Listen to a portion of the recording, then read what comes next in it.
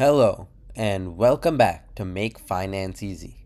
Today, we're going to be doing AP Macroeconomics Unit 2, GDP, Inflation, and Unemployment.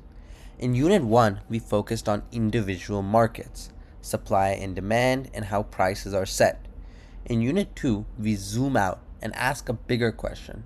How do we measure the performance of the entire economy? On the AP exam, that question is answered with three core indicators: GDP, inflation, and unemployment. Think of these as the economy's scoreboard. GDP, what does it measure and what does it miss? GDP, or gross domestic product, measures the total value of final goods and services produced within a country in a given year. To calculate it, remember this formula: consumption, investment, government spending, and net exports. Net exports is exports minus the imports. A few critical AP rules. Only final goods count. Intermediate goods are excluded to avoid double counting. Second-hand sales do not count because they were already included when first produced.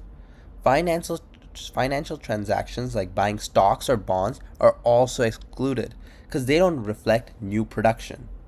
And here's a major exam trap. GDP measures output, not well-being. It does not account for income inequality, environmental damage, leisure, or overall happiness. A rising GDP does not automatically mean a higher quality of life. Next is inflation. Inflation measures the rate at which overall price level rises over time. When inflation increases, each dollar buys fewer goods and services. That's a loss of purchasing power.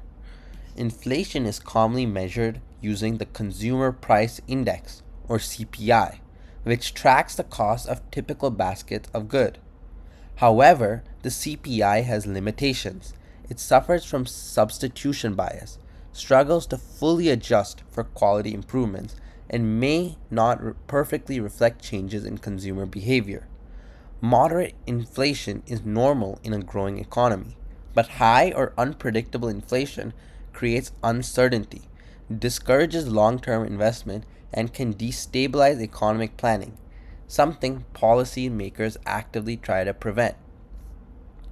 Now, let's go on to unemployment.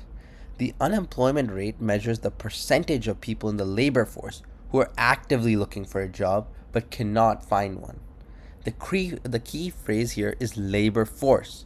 If someone stops looking for work entirely, they are no longer counted as unemployed. They leave the labor force altogether. This leads to another AP exam trap. A falling unemployment rate does not always mean the economy is improving.